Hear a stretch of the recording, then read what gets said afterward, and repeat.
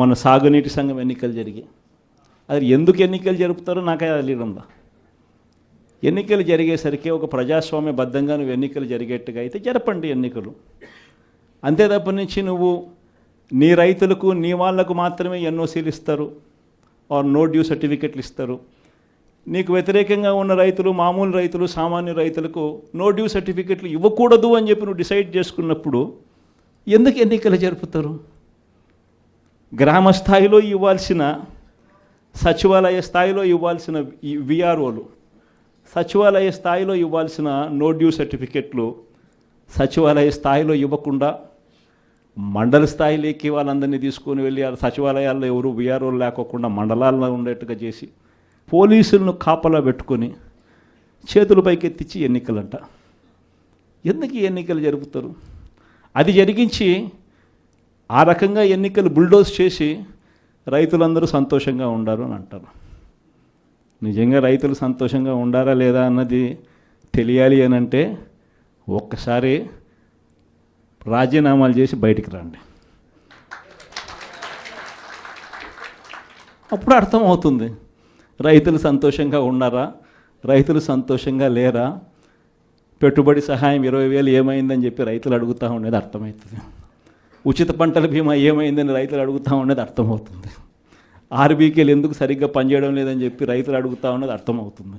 ఇవన్నీ అర్థం కావాలి అని అంటే ప్రజాస్వామ్యబద్ధంగా ఎన్నికలు జరిగితే అర్థమవుతుంది. ఈ మధ్యకాలంలో ఇంకోటి కూడా అన్నారు, విజన్ 2047 అంట. అయ్యా 7 నెలల కిందట ఊదరగొట్టి నువ్వు, నీ ఎల్లో మీడియా, మీ ఈనాడు, మీ ఆంధ్రజ్యోతి, మీ టీవీ5 మీరంతా ఊదరగొట్టి మేనిఫెస్టో ఇచ్చినారు.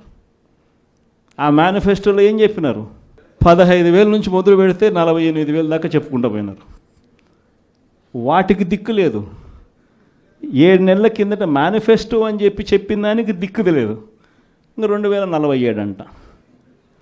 2047 అంటే ఈయన వయసు ఎంత? ఈయన వయసు ఇప్పుడే 80 దగ్గర. ఇంకా 2047 ఎవడు ఉంటాడు, ఎవడు పోతాడు? 2047 అని చెప్పి ఒక విజన్ అంట, ఒక డాక్యుమెంట్ అంట. నిజంగా నాకు ఆశ్చర్యం అనిపిస్తుంది. అసలు విజన్ అంటే ఏమిటి? విజన్ అంటే ఏమిటి? నిజంగా మనిషి అభివృద్ధి బాటలో అభివృద్ధి బాటలోకి మనిషిని తీసుకొని పోవాలి అని అంటే ఆ అభివృద్ధి బాట ఏమిటి అని చెప్పేది విజన్ డాక్యుమెంట్. నిజంగా ఒక మనిషిని 20 ఏళ్ళ తర్వాత ప్రపంచం ఎలా ఉంటుంది, ఆ 20 ఏళ్ళల్లో తర్వాత ఈరోజు చిన్నపిల్లాడిగా ఉన్న పిల్లాడు 20 ఏళ్ళ తర్వాత ఆ పిల్లాడు ఎలా ఉంటాడు, ఆ పిల్లోని భవిష్యత్తు ఏమిటి, ఆ పిల్లోని కోసం మనం ఈరోజు వేసే అడుగులు కరెక్ట్గా వేస్తూ ఉన్నామా లేదా అన్నది విజన్. ఆ విజన్లో భాగంగా ఆ రోజు వైఎస్ఆర్సీపీ ప్రభుత్వంగా మనం వేసాం అడుగులు. గర్వంగా చెప్పచ్చు. రాష్ట్రంలో ఎవరు ఊహించని విధంగా, దేశంలో ఎప్పుడు జరగని విధంగా మొట్టమొదటిసారిగా గవర్నమెంట్ బడులన్నీ ఇంగ్లీష్ మీడియం కింద మార్చిన చరిత్ర ఎప్పుడైనా ఉంది అని అంటే అది వైఎస్ఆర్సీపీ ప్రభుత్వం.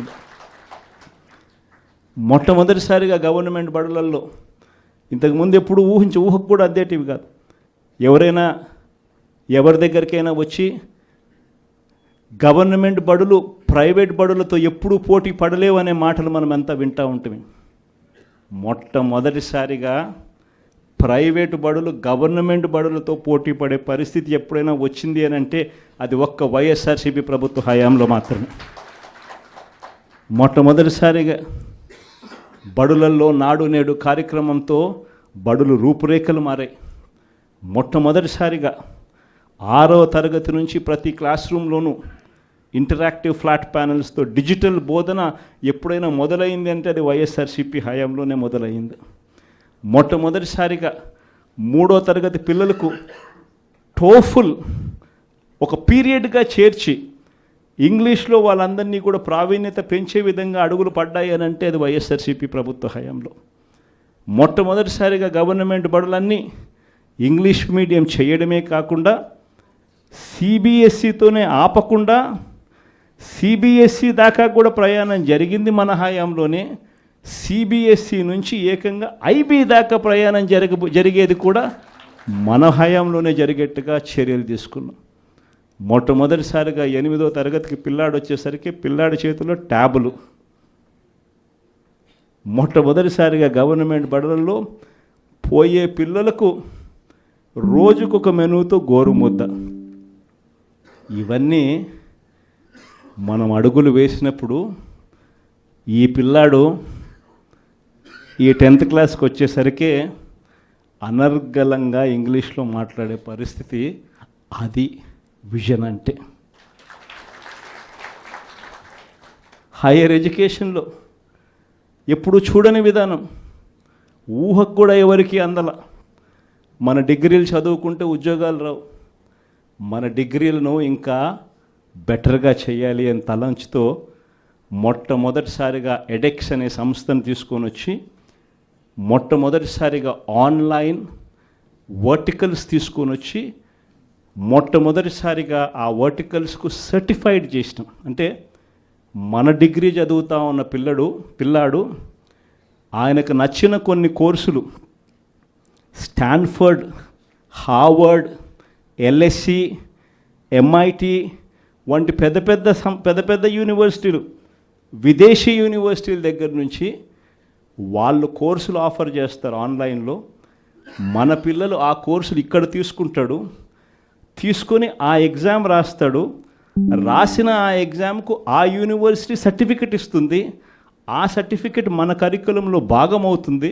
మన డిగ్రీ తీసుకున్న పిల్లోడు బయటకు వచ్చేసరికి ఆ పిల్లానికి 4-5 రకాల కోర్సుల్లో ఒక ఆక్స్ఫర్డ్ సర్టిఫికెట్, ఒక ఎల్ఎస్సి సర్టిఫికెట్, ఒక ఎంఐటి సర్టిఫికెట్, ఒక స్టాన్ఫర్డ్ సర్టిఫికెట్తో పాటు తన డిగ్రీ తన చేతికి వస్తుంది. అంటే రిస్క్ మేనేజ్మెంట్ కోర్సు ఎల్ఎస్సి ఇస్తుంది సర్టిఫికెట్,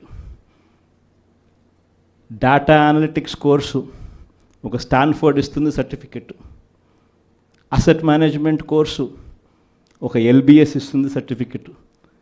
ఇలాంటి సర్టిఫికెట్లతో పిల్లాడు బయటకు వచ్చి తన డిగ్రీ పొంది తన అప్లికేషన్ పెట్టుకుంటే ఎలాంటి ఉద్యోగాలు వస్తాయి అన్నది ఆలోచన చేసి ఆ పిల్లలకు విద్యా దీవెన, వసతి దీవెనతో సహా ఇవన్నీ ఏర్పాటు చేయడం అన్నది విజన్ అంటారు. వైద్యం కోసం ఏ పేదవాడు అప్పుల పాలయ్యే పరిస్థితి రాకూడదని,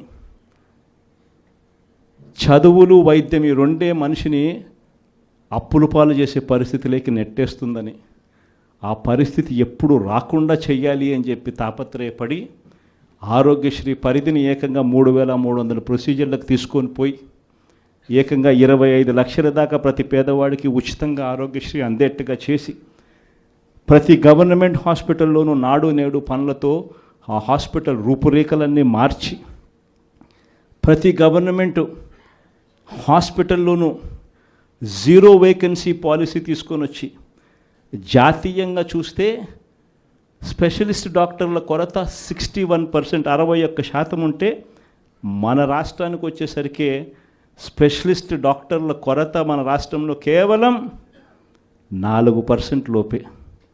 0 వేకెన్సీ పాలసీ తీసుకొని వచ్చి ప్రతి హాస్పిటల్లోనూ డాక్టర్లు ఉండేట్టుగా చేసి ప్రతి హాస్పిటల్లోనూ WHO GMP ప్రమాణాలు కలిగిన మందులు మాత్రమే అవైలబుల్గా ఉండేట్టుగా చేసి గ్రామ స్థాయిలోకి విలేజ్ క్లినిక్లు తీసుకొని పోయి గ్రామ స్థాయిలోనే ఫ్యామిలీ డాక్టర్లను తీసుకొని వచ్చి గ్రామ స్థాయిలోనే ప్రతి 6 నెలలకు ఒకసారి ఆరోగ్య సురక్ష కార్యక్రమం చేసి ప్రివెంటివ్ కేర్ అంటే క్యూరేటివ్ కేర్ అంటే క్యూరేటివ్ కేర్ అంటే రోగం వచ్చిన తర్వాత వైద్యం.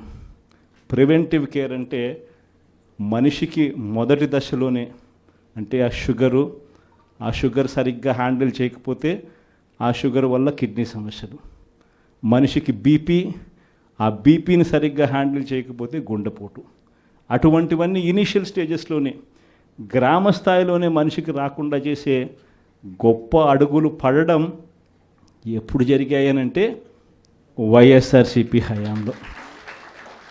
ఇది విజన్. రైతుకి ఇబ్బంది రాకుండా రైతును చెయ్యి పట్టుకొని నడిపించే పరిస్థితి ఉండాలని ఒక అగ్రికల్చరల్ గ్రాడ్యుయేట్ను ఆర్బీకే కేంద్రంగా అక్కడే కూర్చోబెట్టడం విజన్. ప్రతి ఎకరాను ఈ క్రాప్ చేయడం విజన్.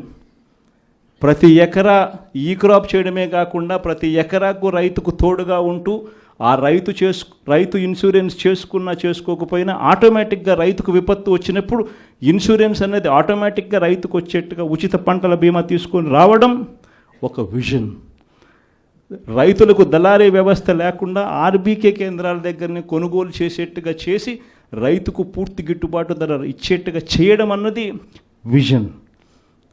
ఈ రకంగా మార్పులు జరిగింది వ్యవసాయ రంగంలో ఎప్పుడు అనంటే అది కూడా వైఎస్ఆర్సీపీ హయాంలోనే.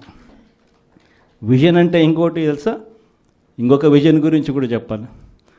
మన ప్రభుత్వం రాకమునుపు ఎవరైనా కూడా అనుకున్నారా ₹1 ప్రభుత్వం వస్తే ఆ రూపాయి నేరుగా ప్రజల దగ్గరికి వెళ్ళే పరిస్థితి ఎప్పుడైనా ఉంటుందని చెప్పి ఎవరైనా అనుకున్నారా?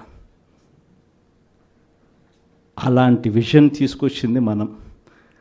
గ్రామ స్వరాజ్యానికి అర్థం చెబుతూ ప్రతి గ్రామంలోనూ ఓ సచివాలయ వ్యవస్థ, 540 రకాల సేవలు ప్రతి గ్రామంలోనూ అందుబాటులోకి తీసుకొని రావడం, ప్రతి 60-70 ఇళ్ళకు ఒక వాలంటీర్ వ్యవస్థ, ప్రతి పథకము కూడా కులం చూడకుండా, మతం చూడకుండా, రాజకీయాలు చూడకుండా, లంచాలు లేకుండా ప్రతి ఇంటికి చేర్చగలిగిన పరిస్థితి ఎప్పుడైనా వచ్చింది అని అంటే అది ఒక్క వైఎస్ఆర్సీపీ హయాంలో.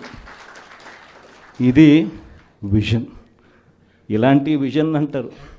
కానీ మేనిఫెస్టోని ఎలా ఎగరగొట్టాలి, ఎగరగొట్టిన నేపథ్యంలో మళ్ళీ టాపిక్ డైవర్ట్ చేసేందుకు చూపించాల్సిన డ్రామాలో భాగంగా 2047 నేను ఉంటానో ఉండనో, నా వయసు ఎంత ఉంటుందో ఉండదో చెప్పేద్దాం, పోయేది ఏముంది, రంగురంగుల భవనాలతో రంగురంగుల కథలు చెప్పేద్దాము, ప్రజలు ఎట్టా మోసపోతారు, మోసం చేసేద్దాం అనుకునేదాన్ని విజన్ అనరు, 420 అంటారు.